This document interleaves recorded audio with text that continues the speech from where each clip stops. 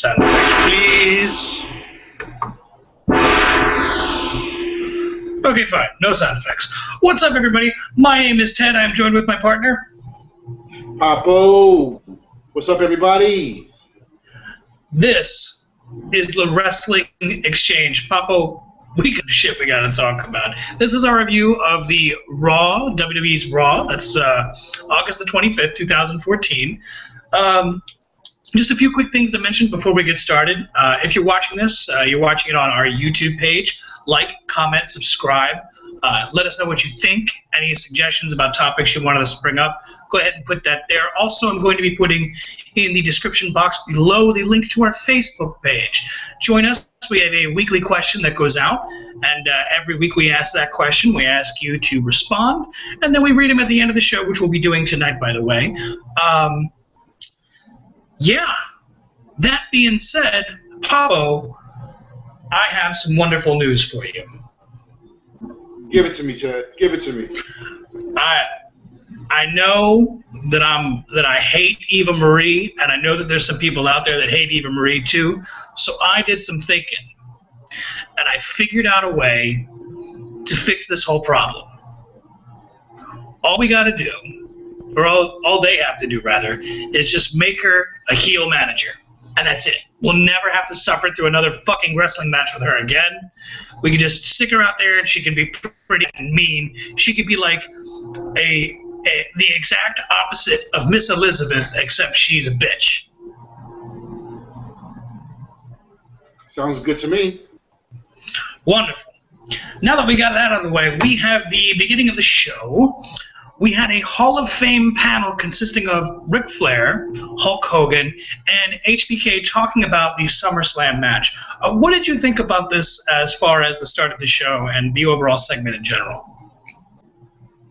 Well, it was a nice way to kick off the Legend Forum, and in discussion, they were discussing about Brock Lesnar versus Cena. We all know Cena lost. He was prison bitched, if you will, at SummerSlam, and they were going into about discussions about who would win, how to win. HBK did make a decent view, stating that after a beatdown like that, a man is never the same, and I'm in concurrence with it. How'd you like the beginning of the show, Ted? I felt like it was a little scripted. I felt like they should have given their honest opinions. I do definitely agree. A couple of the interesting things here is that pretty much HBK and Flair both were in agreement that it was just no good for John Cena to go out the way he did, and that quite possibly he does not stand a chance in the rematch. Of course, Hulk Hogan, really the original John Cena, basically said, "Hey, brother, that ain't right." I'm getting really nervous here. Because when we had asked the question last week about who we think the next opponent for Brock Lesnar should be for the next pay-per-view Night of Champions, I had mentioned not to mention John Cena, and that's only because at the time, and this was before we saw before the reveal on SmackDown, that was before John Cena came out and pretty much invoked his rematch clause, which I didn't think was going to happen. I don't think it's a good idea. I do think John Cena should get a rematch, but I think it should be at least another month just to play up that he's beat the fuck up. Because I don't like the idea that he's automatically ready for the next pay-per-view when he shouldn't. Maybe they shouldn't be playing up an injury, but I feel like after taking a beating like that, an interesting thing to do with his character instead of saying, "I'm going to go out there and beat his ass," is maybe to show a little bit of reluctance to get into the ring with Lesnar. Not that he doesn't want to, but that he's a little hesitant knowing that this is the second time that Brock Lesnar has beat his Rudy Poo Candy ass. The only difference is their first match in Extreme Rules 2012 is that Cena just barely came out with a win, barely. But other than that, I thought it was interesting. I thought John Cena's reply was kind of weak and same shit, where he was like, I'm not going to Night of Champions to beat Brock Lesnar. I'm going to Night of Champions to beat his ass. And I'm like, okay, well, you just contradicted yourself. It would be, I don't know. I just thought it was a really weird thing to say, almost as if go one way with it and then like changed his mind halfway through. It was just weird and uncomfortable, and I just realized my lighting is not on. But yeah, well, one of the things that I wanted to mention here is that in the weeks leading up to SummerSlam, he basically said that he could do everything it took, and he was going to show a side of him that he's not proud of. And what did he say? He said he was going to go to a dark place, and we didn't get that. The only place he went to was to the fucking was to bed, because Brock Lesnar put his ass to sleep. Do you think this hurts his character? Or do you think it hurts the feud that he could just basically come out as if he didn't get his ass beat and not take any time off and basically somehow magically think anything's going to change? Not only does it hurt the streak, it hurts that title. I mean, as of right now, we all witnessed Brock Lesnar just fighting Cena. And then for Cena to go in there in a month's time, no recuperation, fresh, please. Right now, my money's on Lesnar. Yeah, I don't see. And not only that, well, even if John Cena, like when they're going to go to this match anyway, like that's just a foregone conclusion. It's going to happen.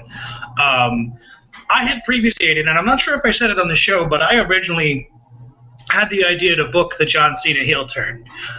This was back for Twice in a Lifetime, and I think it was WrestleMania 29, a rematch against him and The Rock. And I had originally pitched have John Cena lose 2 WrestleManias in the road to The Rock, so that way when he says this has been the worst year of my life, he really means it, because he just can't get a win on the great one.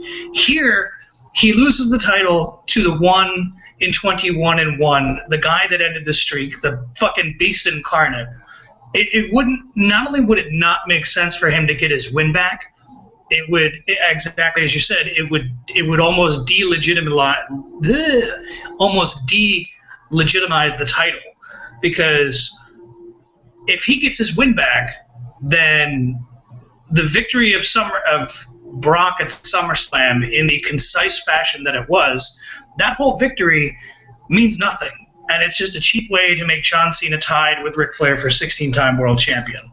I don't want to go too far into that, because just the way that they book John Cena at pay-per-views is kind of irritating, because he's the new Hulk Hogan in an era where nobody wants to see that. Like back in the late 80s, when Hulk Hogan would beat every motherfucker and then pose at the last 10 minutes of the show, we all wanted that. Everybody wanted it. This isn't something we want, and it's boring, it's stale, it's same old shit, and I don't blame John Cena the person. I think this is just bad writing, and it's just a bad way to handle the character, because you should be shaken up. You didn't deliver, and you didn't deliver specifically on that dark side that you were going to show us. I don't know. I want to believe that, and I'd like to believe that he loses a second time to Lesnar, but I just have this sick feeling in the back of my throat that they're basically going to give Cena the title back just to make him 16-time, to piss off the internet wrestling community or the internet wrestling fans, and moreover, just make Brock's victory over The Undertaker insignificant. Nevertheless, I really don't want to spend too much time on that, because I'm getting angry as we speak.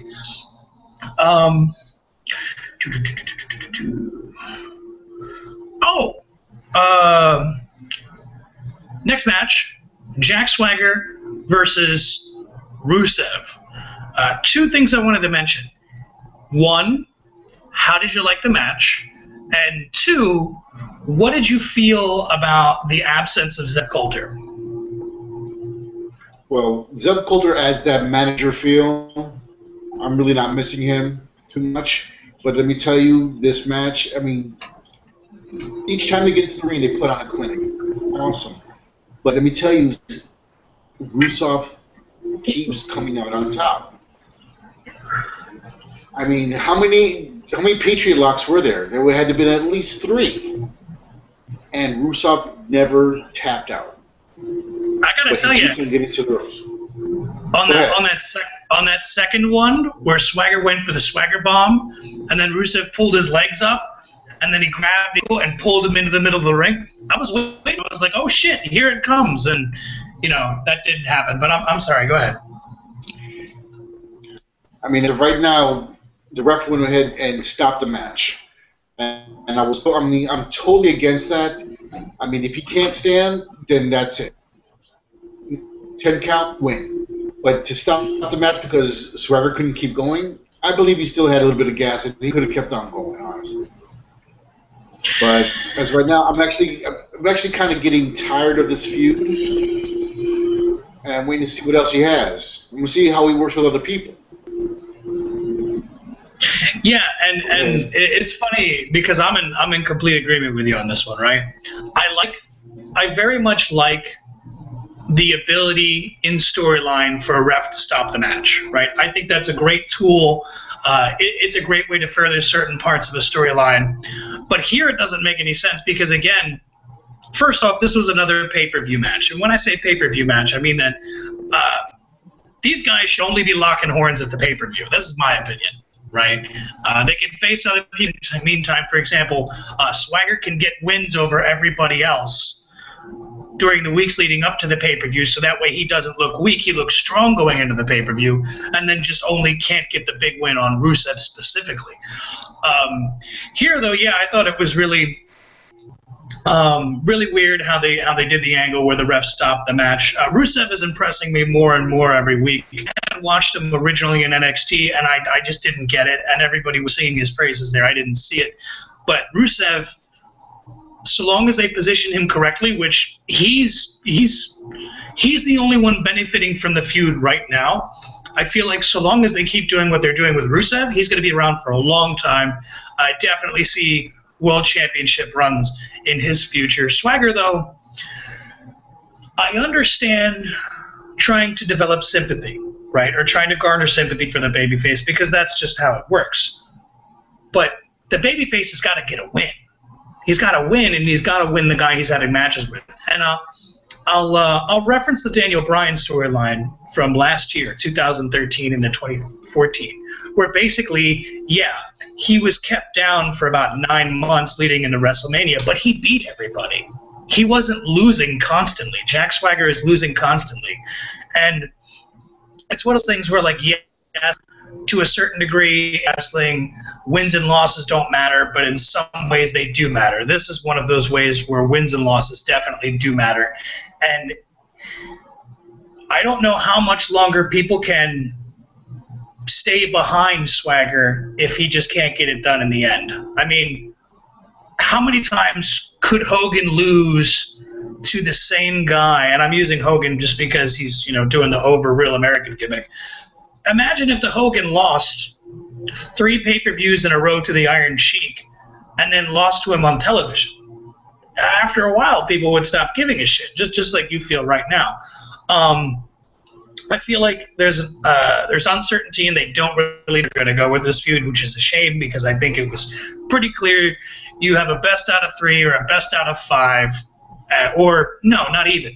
You basically just have about a couple of matches on pay-per-view and then some matches with other people in the meantime. And so that way, at the end of the feud, Swagger can get, maybe he doesn't get multiple victories, but he gets that one big win in the blow-off.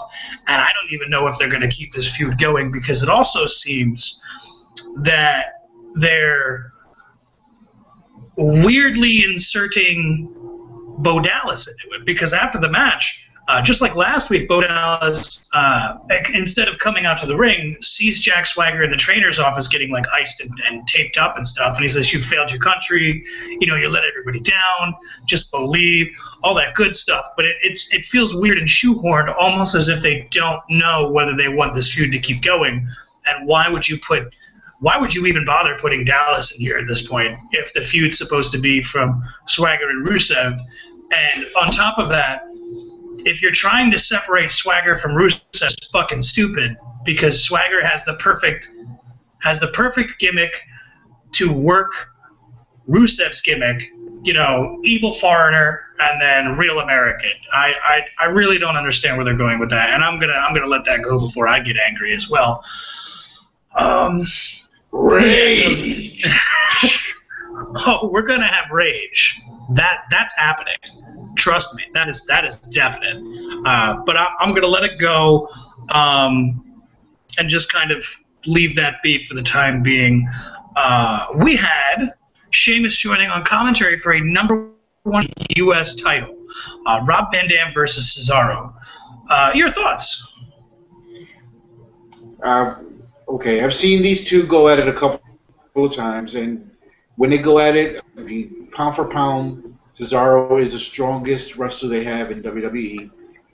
And Rob Van Dam right now, I am really not liking his, how should I say, his direction with the WWE. Right now, he can put anybody over. We've discussed this plenty times before, but for some odd reason, they have him as a jabroni. He's losing to everybody. Could you call him Job Van Dam? I can call him Job Van Dam. The whole losing show right now. Yeah. I almost feel like it's borderline sacrilegious to say this, being a big Rob Van Dam fan, but I just can't give a shit anymore. I feel like, obviously, yes, he's coming in to put guys over, and yes, he can have good matches with anybody, but there needs to be more than that.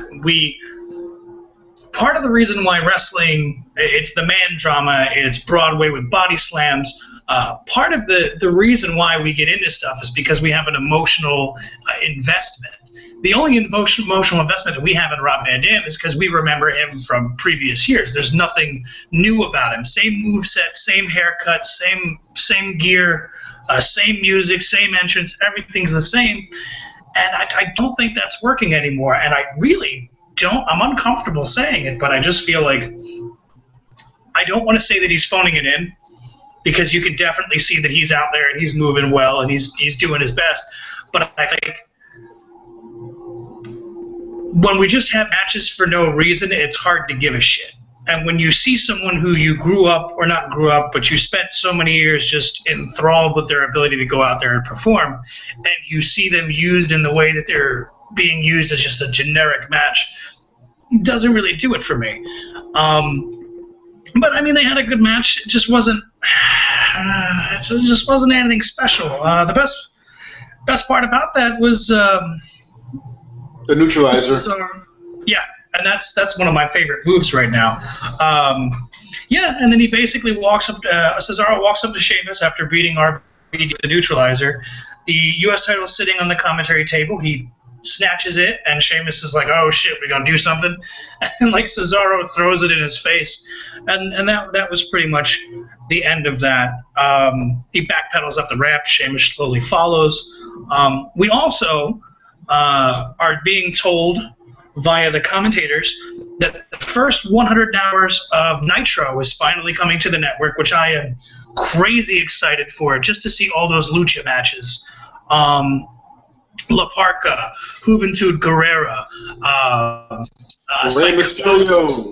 Rey Mysterio, Super Crazy, Super Callow, fucking all of those guys. Fucking Ultimo Dragon. Lionheart, Chris Jericho, Dean Malenko, fucking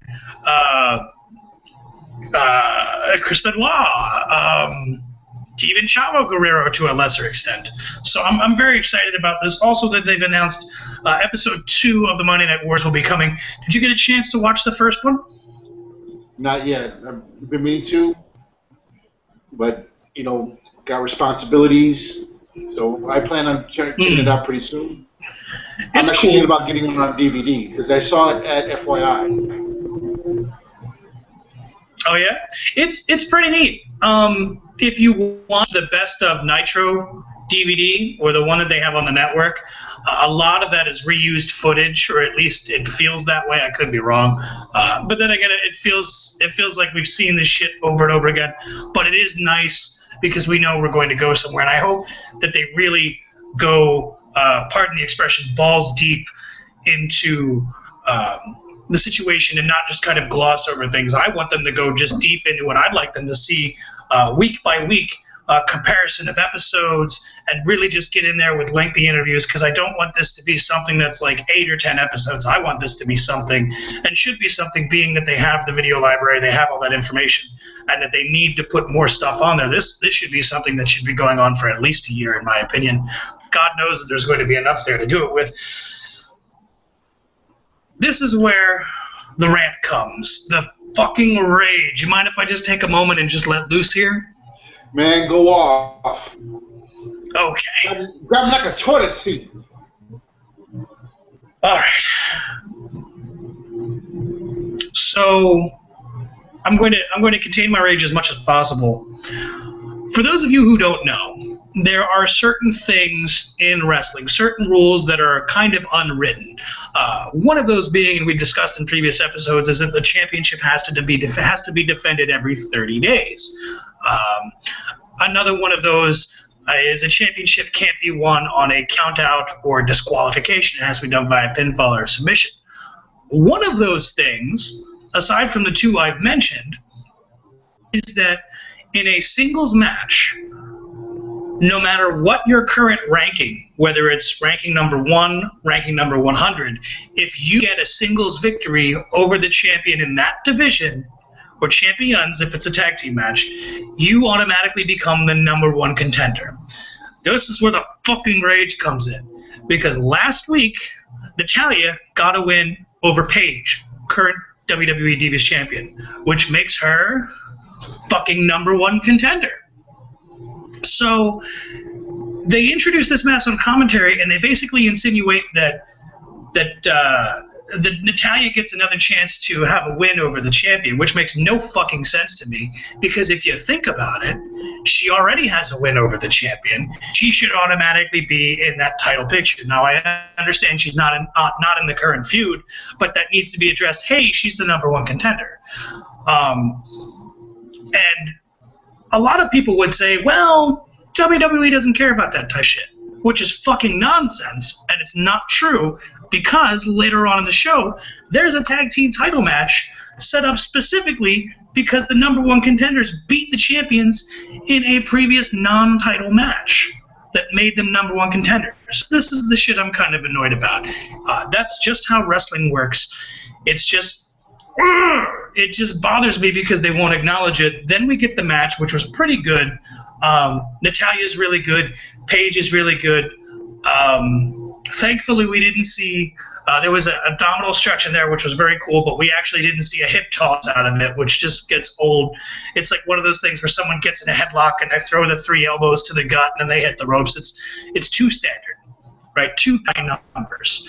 So at one point, Natalya is in the abdominal stretch, and instead of just doing the hip toss, she actually reverses it, puts Paige in, and there's a couple of sharpshooter reversals, really cool. Proof that these two can go out there and just have a kick-ass match. And then, of course, I'm looking at my notes. Paige wins with Paige Turner. Gets a win over Natalya.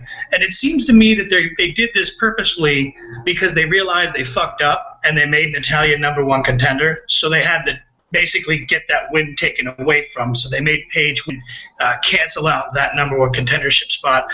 AJ comes down and lesbians.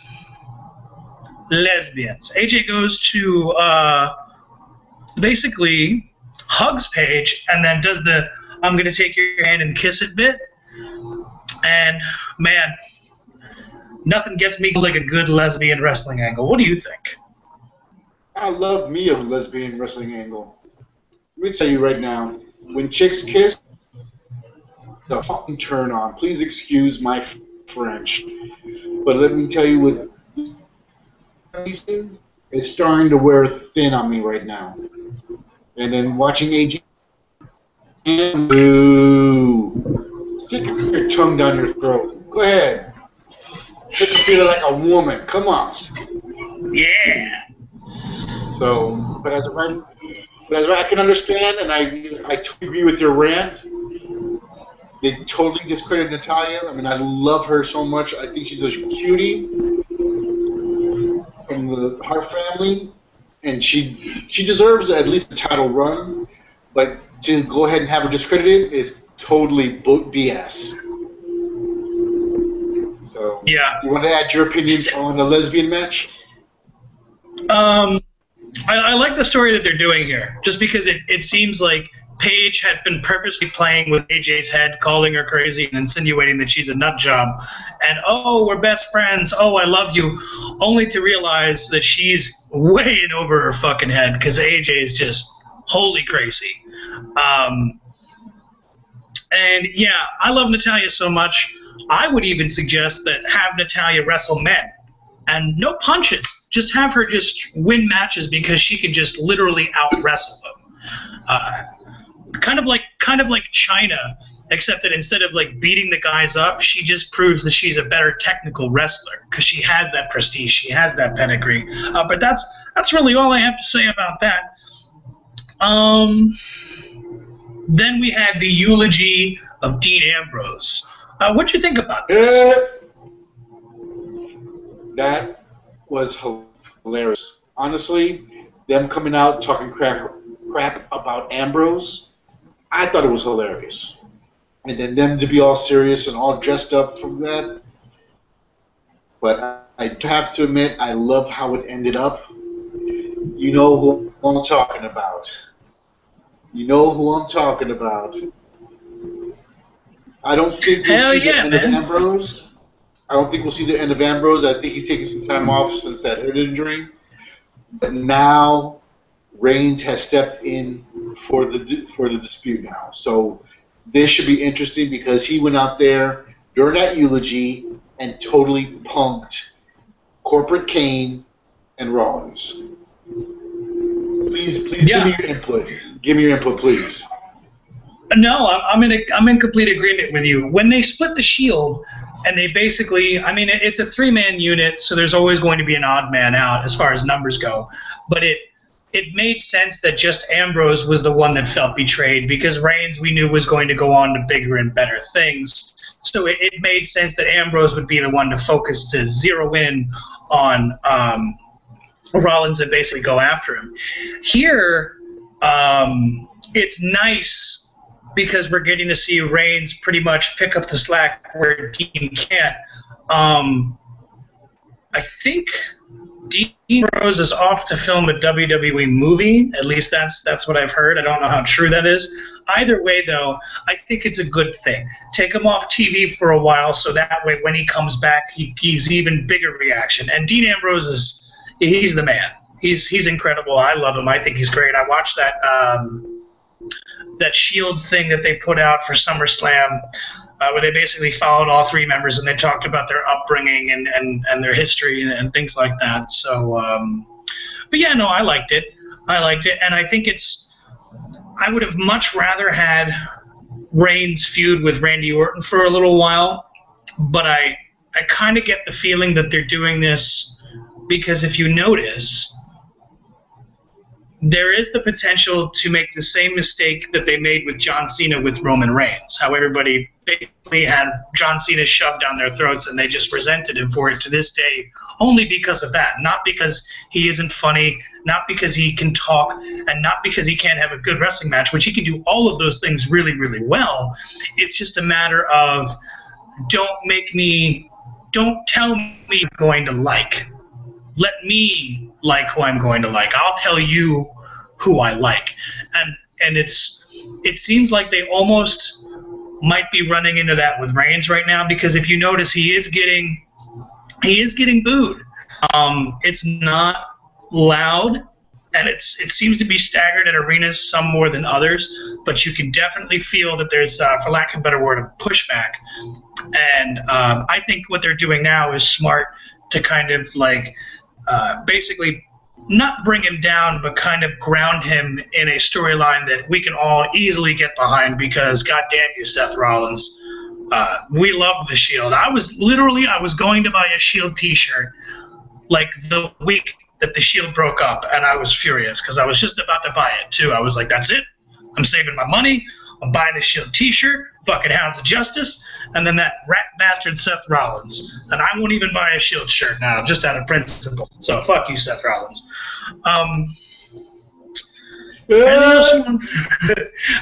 Anything else you wanted to add before we move on to the next portion of the show?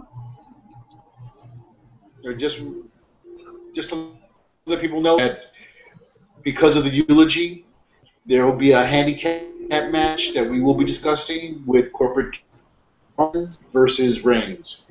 We will touch on that when we get to that match. So that's all I got to say about that. Right on. And you're absolutely right about that. I totally just missed that in my notes. We got the Dust Brothers backstage video package. Then we got interesting stuff. We had, and I don't even know how I'd be taking it, but we had the WWE Tag Team title match, Usos versus Dust Brothers. Now, there's some stuff that goes on after the match, which I don't want to get into yet. First, I'm curious, what were your thoughts about this type of match on a TV, not a pay-per-view, A? And B, what did you think of the match itself? Well, honestly, I found that the match was quite lackluster, especially for the Usos as well as the Dust Brothers. And they were coming out, the Dust Brothers were coming out as Dust and Stardust. Or Gold and Stardust, please excuse me. And yeah, I didn't like that. It should have been Goldust and Stardust. Yeah. But then we also had the Usos come out, do their tribal dance, their hip-hop music starts to play, they come to the ring, and I tell you, they went back and forth, but it was, I mean, there wasn't that impact that just grabs you when the Usos wrestle with a high-flying impact and then with the unorthodox style that the Dust Brothers used. It just lacked all of that for me. And I just couldn't really get into the match. So there was lack of luster within the match, and I just couldn't get behind either one of these tag teams. And for it to be on a, how should I say, on a Monday Night Raw instead of a pay-per-view, I can see that. I mean, it gives some sort of credit for Raw that they can actually have a title match at Raw, not just a pay-per-view. So it was refreshing to me in that aspect. Yeah, so, I mean, I have a couple of... hang on one second. I got something going on. I'll be right back. One moment.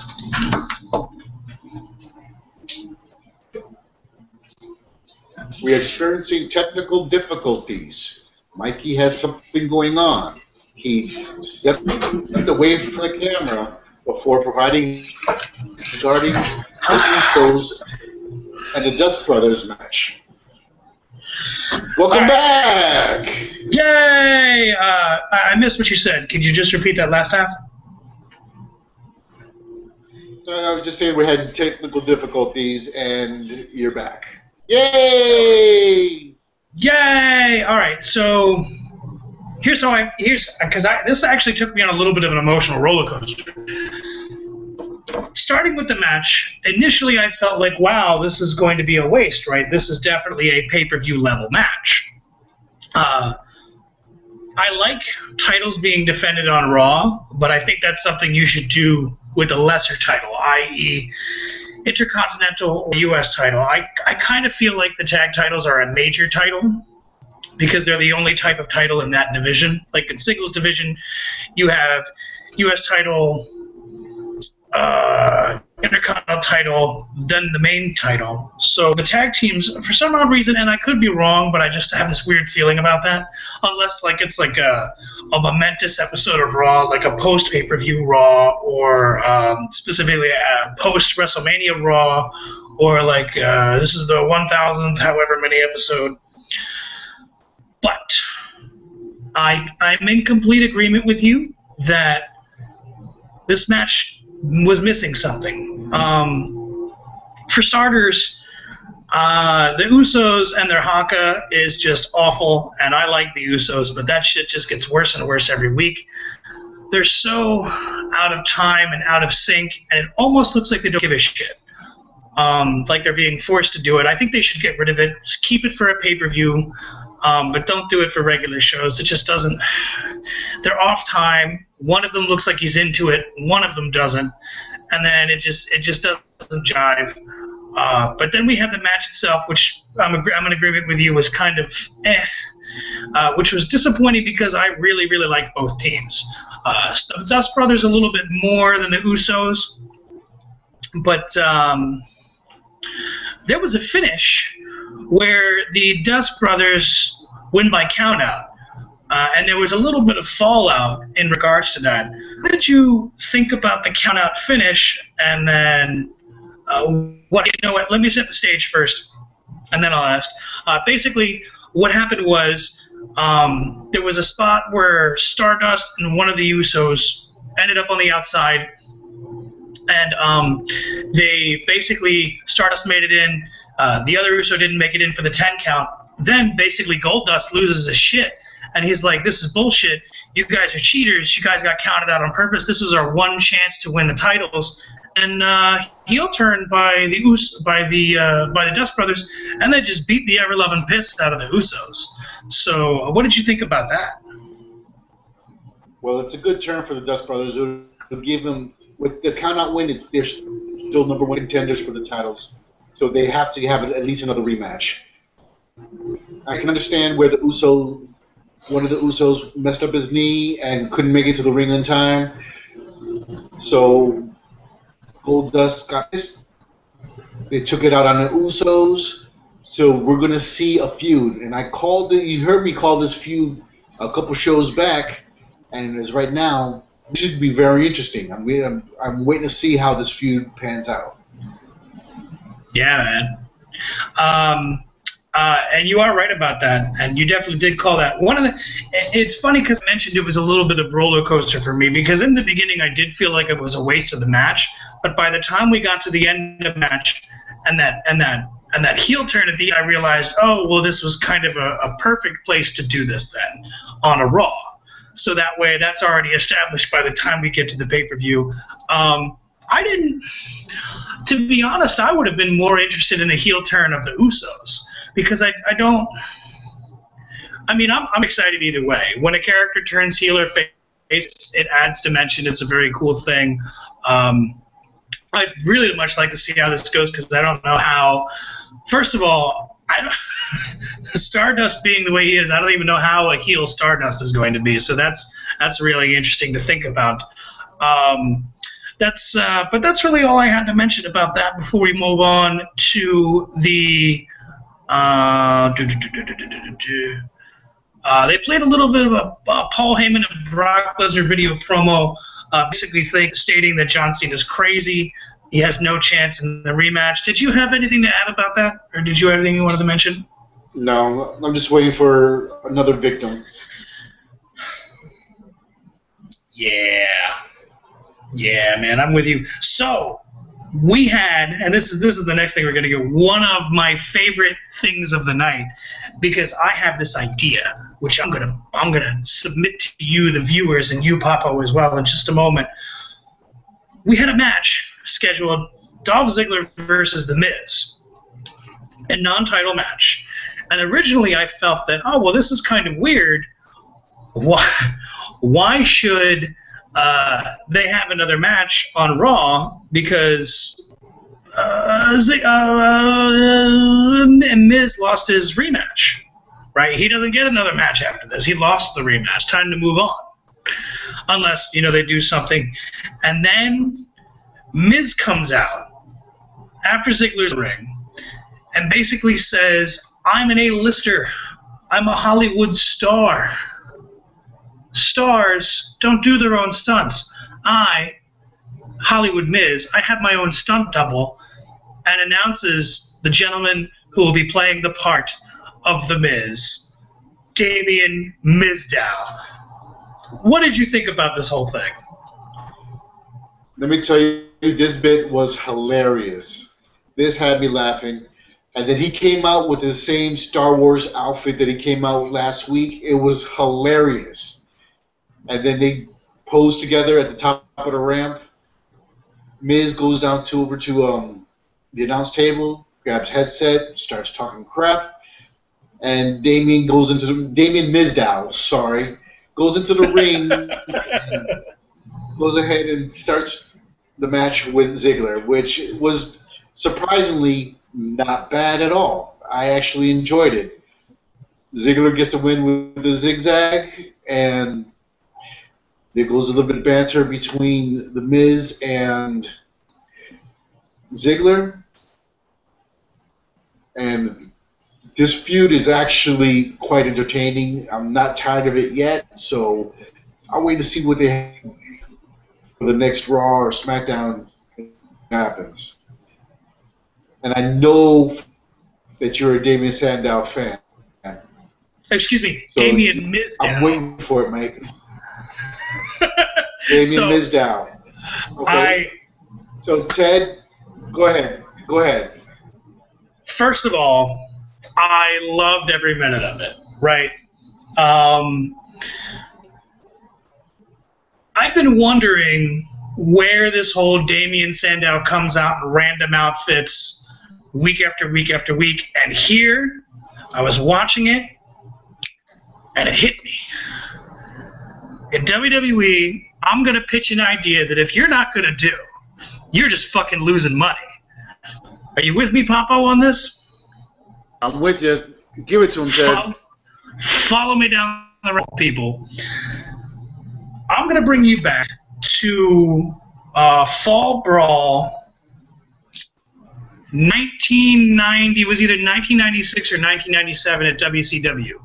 Or no, was it Fall Brawl or War Games? Either way, it was a War Games match. It was the WCW versus the NWO. Okay? In this match, the story leading up to this, the teams, I forget the exact teams, but basically the story leading up to it had to do with Sting.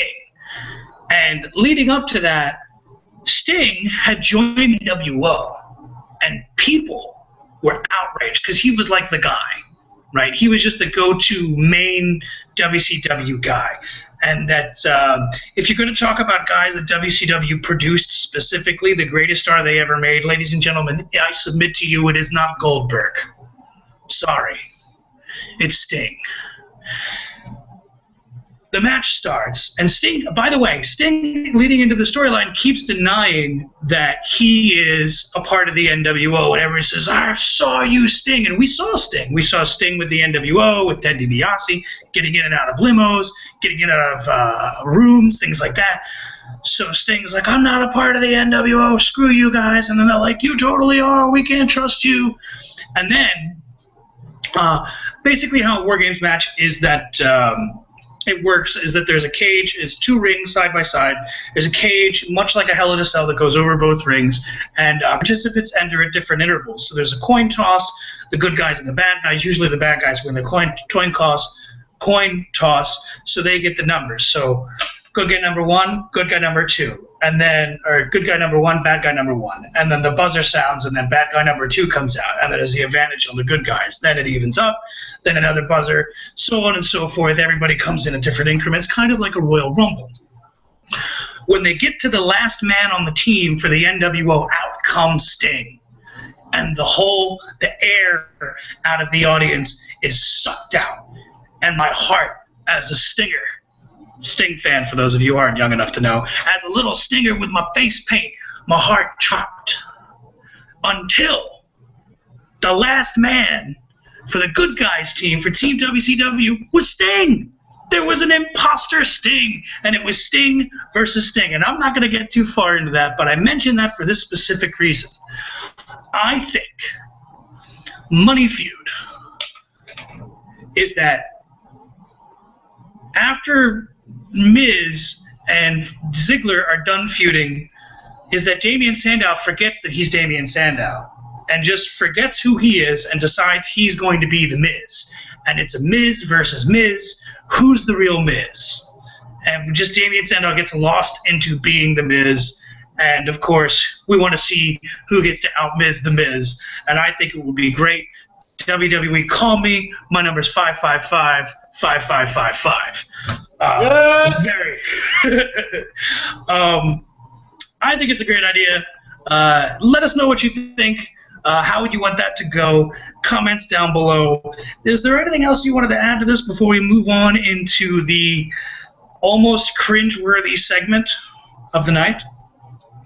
Let's keep moving, Ted. Let's keep moving. All right, so we had basically family intervention between Brie and Nikki Bella, moderated by Jerry the King Lawler. Not much happened here except for the fact that, and if you were wondering whether or not this is something you can skip, trust me, peoples, this is something you can skip. This is really bad.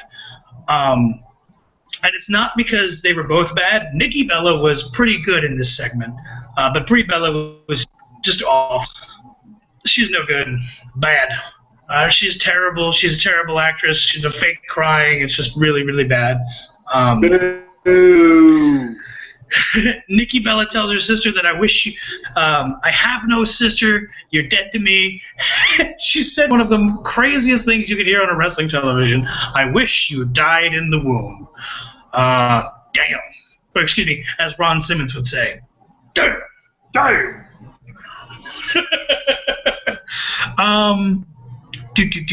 Moving on, we had that 2-on-1 handicap match that you mentioned earlier with Roman Reigns versus Rollins and Corporate Kane. Kind of a short match. Reigns picks up the win. What was your thoughts on this match? Well, they're definitely trying to put Reigns over right now. I mean, they tried to do the same with the cinder blocks that they did to Ambrose to Reigns powered out, and then actually chases Rollins with the cinder block, tossing it at him. Rollins ducks, runs up the ramp, and yet they talk crap from across the arena, one on the ramp and then one in the ring. And last I saw Kane over the barricade, and never saw him again. Yep. What happened with him? Did he just stay there? Who knows, man? Maybe he went to the boiler room. Yeah, and that's really not much else to say about that segment. The only thing really is that Reigns was about to get the win after spearing Kane. And then the ref is literally about to count 3. Seth jumps in, briefcase to the back, and then the whole smorgasbord of shenanigans went down. But there's really nothing much to say about that except for the fact that it was kind of crazy that Roman Reigns did throw the cinder block, because he did that slow, bad motherfucker walk over to Seth Rollins with the cinder block in his hand, and I'm like, oh man, what's going to happen here? And he throws it, Rollins ducks, cinder block goes over everywhere, to the point where a piece of the cinder block landed over by the commentary table, and Jerry Lawler had it for the rest of the show. So it definitely, unlike those cinder blocks from last week, these were definitely real. Moving on, we had a Bray Wyatt video promo where he basically jabbers on about John Cena because, of course, they're going to have the match in the main event. After that, we had your boys, the Matadors, with El Torito versus my boys, Sater Gator. Nothing much to say here. Matadors win with a crucifix pin attempt, or I forget what that's called. I know it's called a crucifix something. I'm going to say maybe crucifix roll-up or whatever. Any thoughts on that match? No, not really. I mean, honestly, the Matadors won with the crucifix, and that's all I got to say about that. I mean, they need to switch something up with the Matadors. But you see Slater right now, they're giving him more airtime. They're giving Gator more airtime, so it's all good. So let's go ahead and Ted and move on to the next match. Next match is the Kofi Kingston versus Bo Dallas. It's a very, very short match. Bo wins with the Bo Dog, takes his usual victory lap, and then basically gets on the mic and says, you're just like, you're not like Jack Swagger. Swagger let his whole country down. You just let yourself down.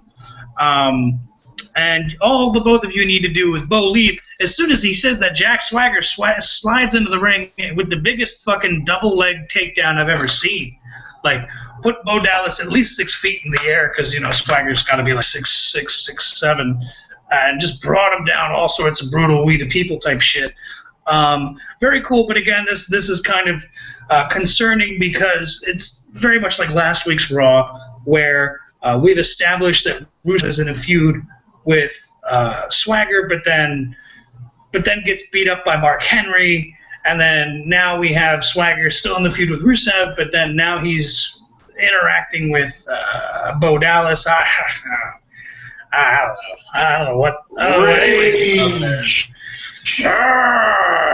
Not even so much rage. It's late and I'm kind of tired. I'm too tired to rage. It's either that or I'm getting old. But that was pretty much that. Oh, no, Rage comes next. The Rage comes with the main event, which is John Cena versus Bray Wyatt. Your thoughts in general on this match, and then we'll get into the match after that. Well, my thoughts on the match, I mean, they're giving Cena some airtime along with Wyatt, and during the match, it seems like Cena's trying to push that limit. Cena's trying to let loose that dark side. But again, to me, it seemed like he was just trying to not win, but purposely hurt Wyatt. Sending a message to Brock Lesnar. You want to go ahead and provide your thoughts, Ted? No. Well, yeah. I mean, yeah. Excuse me. Yeah. I didn't like it. Oh, yeah. I didn't like it at all. I thought it was bullshit. The only reason why is because I appreciate anything Cena is willing to do to alter that character from the same old that we've been seeing for about 10 years now. Please go back to the Doctor of Thugonomics. That would just even your terrible rapping would be fresh, as opposed to what you're doing right now, John. First of all, I thought this was really weird because you're right. I very much got the impression that he just wanted to hurt Wyatt, which is all well and good, but a day late and a dollar short, bud. The guy you were supposed to hurt, he took your lunch money. That was at SummerSlam. You missed the boat, Chief. I don't know where you were or what you were doing with your hand up your ass looking for whatever the turds or whatever I guess you could find up there. But, this was really weird. And it was even weirder because he repeated a number of spots from the match he had with Lesnar. Like he went for, I think, about 4 or 5 German suplexes, plus a vertical suplex, which, by the way, commentary team, I went back, I watched that match at least 3 to 4 times. There were 15 German suplexes, 1 standing vertical suplex, only 15 German suplexes. Don't mess with me here. I did my homework. I watched it 3 times where I counted 4 just because I made my wife watch it because I said, you're going to love this. Because she's not the biggest John Cena fan. But, it was weird. It almost felt like he was trying to vicariously live through Brock in doing to Bray what Brock did for him. And it didn't make any sense. It kind of looked terrible, and I felt like if you're going to do that to anybody, why do that to poor Bray Wyatt? Do that to a lower mid-card heel. Don't do that to a guy who can be main eventer very, very soon. But then, of course, after a while, the beatdown, the other Wyatts say basically screw the rest of this, and they jump in and they put the beatdown on Cena until the world's strongest show or the world's largest tag team, whatever you want to call them, come out. I'm talking about. It's the big slow. we had the big slow with the world's strongest sexual chocolate. And they basically make the main event into a six-way tag match. And then, of course, Raw goes off the air after Cena basically just hits everybody with an AA. I did notice that his STF on Harper looked better. It's almost as if he's listened to what Austin told him on his podcast, where it's like, dude, cinch that thing up. It does look very terrible. So it looks like he's there. Again, I'd like to see more character development out of Cena. I just feel like anything is better than nothing, but this is kind of like weird and misplaced, and I didn't like it. I thought it was, oh, look, Raw ends with John Cena winning again, but I'm just horrified. Just the idea that Cena may win the title back at Night of Champions is keeping me up at night, and I can't sleep, and I'm having nightmares about it. I hope it doesn't happen. I really hope it doesn't happen. But ladies and gentlemen, that's it for Raw. Papo, I know we got some stuff to get to on the Facebooks. Yes, I've been doing the Throwback Thursdays on Facebook. Posted the past wrestlers. This Thursday, I put up The Rock, along with Rocky Johnson, as well as Peter Maivia. I was able to find a picture of all three of them together, and that's 3 generations. So we threw up a question last week: who should Brock Lesnar's opponent be? Now we didn't get too many hits on this. The first hit that I'm gonna send a shout out to is one of our co-workers, really cool dude, and he mentioned the Iron Sheik, which was awesome. I would like to see the Iron Sheik in his prime go against Brock Lesnar, but I mean, as of now, the Iron Sheik is working with a plastic hip and bifocal. Hey, whoa. That was actually pretty cool. I'm going to stop you right there, though. I say fuck it. I say put the Iron Sheik in there as he is. Let him go out there with the Persian clubs. Let Brock Lesnar be able to do the Persian clubs. I'm with Ali. I think Iron Sheik as a 100-year-old man might be able to take Brock Lesnar. Just because I've never seen anybody on the Iron Sheik do the Persian clubs. Not Hogan, not anybody. But yeah, I've said my piece there. Sorry. Go ahead. Not a problem. So we go Frankie Matei, and during the show we stated please don't mention John Cena, and he mentioned John Cena, but then he did follow up with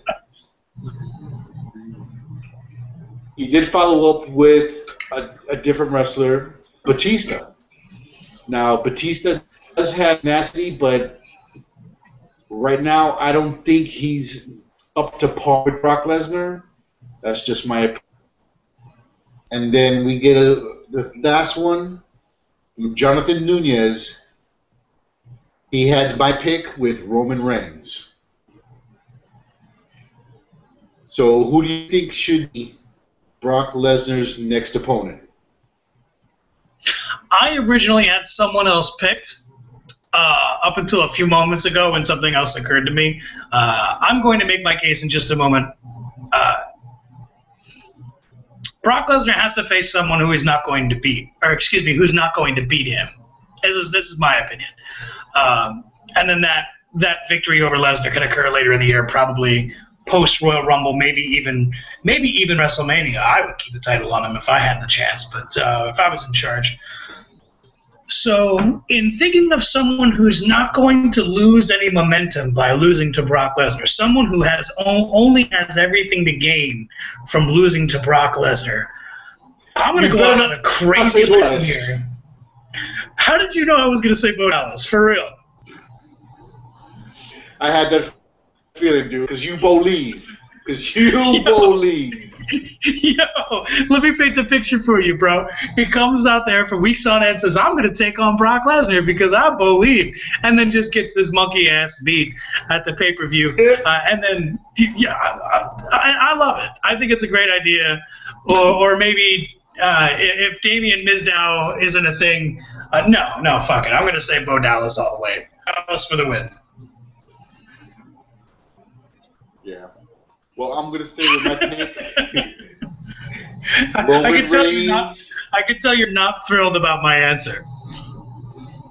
No, I am not. I was expecting something totally off the wall, and Bo Dallas just punched me in the eye. I'm like, that's all I get to say about that. So that's all the hits we got on the Facebook page. Stay tuned. I'm going to post another question in just a little while. Ted, anything? On behalf of Set and Pop of the Wrestling Exchange, we'd like to thank you very much for tuning in. Greatly appreciated. Please like, comment, subscribe, embed, post the videos somewhere else. Tell your friends. Tell us we're great. Advertise it on the moon if you want to, if you have the money. Also, go to the Facebook page. Participate in the discussions. My name is Ted. I'm signing out, and that is, as always, my partner. Papo in the house. You guys keep watching. Good night, everybody. Drive safe. Where there was supposed to be a sound effect. Jeez, no sound effects tonight. Deal with it.